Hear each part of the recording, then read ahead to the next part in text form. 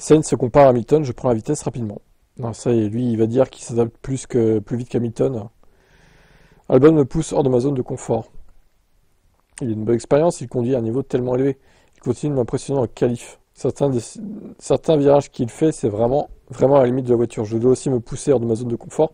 Je pense que nous nous poussons mutuellement en avant et je pense que ça fait avancer l'équipe. Donc oui, je suis content de contribuer. J'espère que ça va continuer à s'améliorer à partir de maintenant. Honnêtement, plus ou moins, comme je m'y attendais, je savais que le début de saison allait être difficile, même si j'avais eu des tests très solides à Abu Dhabi et à Bahreïn avec l'équipe. Je savais qu'arriver au Q2, Q3, mon manque d'expérience avec la voiture allait me pénaliser d'une manière ou d'une autre. Ça s'est surtout vu en Australie. Je pense que la Chine a eu juste un très mauvais week-end pour des raisons que je comprends toujours pas. Et puis au Japon, honnêtement, j'étais à un demi-dixième de la Q3. Et ensuite à Bahreïn et en Arabie Saoudite, tu es Q3 et se rapprochera au maximum de la voiture. Donc je pense que parmi les personnes ayant changé d'équipe, pour être honnête, je pense que je prends la vitesse assez rapidement. Allez, tacle à Lewis, au passage. Ouais, alors moi j'attends de voir sur l'ensemble de la saison Sainz. Je trouve que c'est un peu mitigé pour l'instant, c'est pas non plus foufou, il n'y a pas de quoi sauter au plafond. J'attends de voir comment vont tourner les courses d'ici la mi-saison, déjà. Voir si vraiment il prend la mesure d'Albon, etc. Vous en pensez quoi de son adaptation chez Williams à Sainz pour l'instant? Alors, un article sur le compte du Sprint Edition sur X, les moteurs 2026 affichent des résultats très préoccupants dans le simulateur Mercedes, notamment en ce qui concerne la gestion de l'énergie en fin de ligne droite. Ce qui doit être la plus grande révolution technique de l'histoire de la F1 pourrait être un immense bide, un fiasco en fait, une régression. Mercedes tire déjà la sonnette d'alarme car les premières simulations réelles montrent des problèmes majeurs. À Monza par exemple, les batteries se videraient avant même la fin de la ligne droite principale. Une fois cette énergie épuisée, les monoplaces ne peuvent compter que sur un moteur thermique bien moins puissant que celui utilisé actuellement. Dans certaines conditions, une Formule 2 pourrait donc être plus rapide qu'une F1. Ouais, alors sur un tour, je pense que les F1 garderont quand même l'avantage. Le risque que ça serait, c'est qu'elles chutent en vitesse de pointe avant la fin de la ligne droite en fait. Effectivement, si ça chute en vitesse de pointe au milieu de la ligne droite, c'est pas terrible. Est-ce qu'il faudrait pas du coup faire une map moteur qui éviterait ça? Enfin, je sais pas comment on pourrait faire. Des solutions techniques existent comme l'aérodynamique active ou faire tourner le moteur à haut régime dans les virages pour recharger la batterie. Mais tout cela entraînerait une surconsommation de carburant. Le plafond actuel de 70 kg pour une course ne suffirait plus, obligeant à passer à près de 100 kg. Alors que les nouvelles batteries alourdissent déjà les monoplaces de 40 kg supplémentaires. Résultat, au lieu de voitures plus légères, elles risquent d'être encore plus lourdes qu'avant. Les circuits rapides comme Spa, Bakou et Monza posent problème à cause du peu de freinage. Oh, Bakou, il y a quand même pas mal de freinage. Spa, oui, effectivement, il n'y en a pas énormément. Monza, ça va aussi quand même. La récupération d'énergie est très limitée, on craint alors des courses ternes où les pilotes devront gérer leur batterie en permanence au lieu d'attaquer, ce qui nuirait fortement au spectacle. À cela s'ajoute une autre incertitude, celle des carburants. En 2026, la F1 passera à un carburant zéro émission net, mais toutes les équipes n'utiliseront pas le même type de carburant. Mercedes et ses clients rouleraient avec du biocarburant, moins performant que les carburants synthétiques choisis par Red Bull ou Ferrari. Ça pourrait créer un déséquilibre entre écuries dès le départ. Ah oui, ouais, mais alors du coup, peut-être que Mercedes compenserait avec la partie électrique qui est supérieure aux autres, du coup, ça équilibrerait peut-être les choses. En voulant aller trop vite vers un avenir plus vert, la F1 risque de se heurter à des problèmes de fond. Si les choses restent en l'état, la saison 2026 pourrait marquer une régression technique et sportive.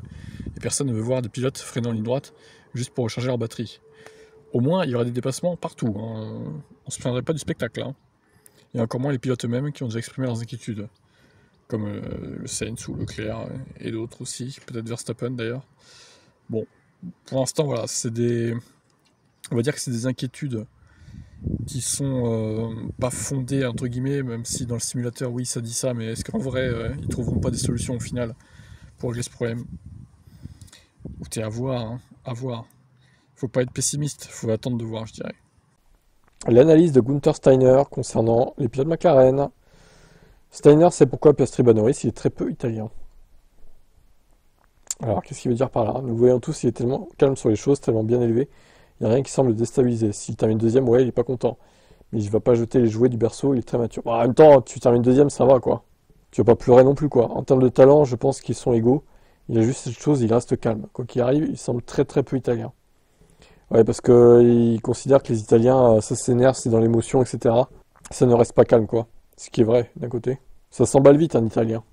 Et la saison fait que commencer, donc c'est trop tôt pour choisir quel pilote va jouer le titre. Mais si Max continue de faire ce qu'il fait en ce moment, je pense qu'ils doivent dire à l'un de se ranger. Pas maintenant, c'est trop tôt. Ce n'est pas une vraie dominance parce que chaque fois que quelque chose se met en travers, ils sont menacés par personne d'autre. Je pense que Zach Brown les laisse se battre jusqu'à la fin. Mais si Max se rapproche, je pense qu'après la pause estivale, il y aura une décision qui sera prise. Après, bon, ne pas enterrer Lando Norris trop vite non plus.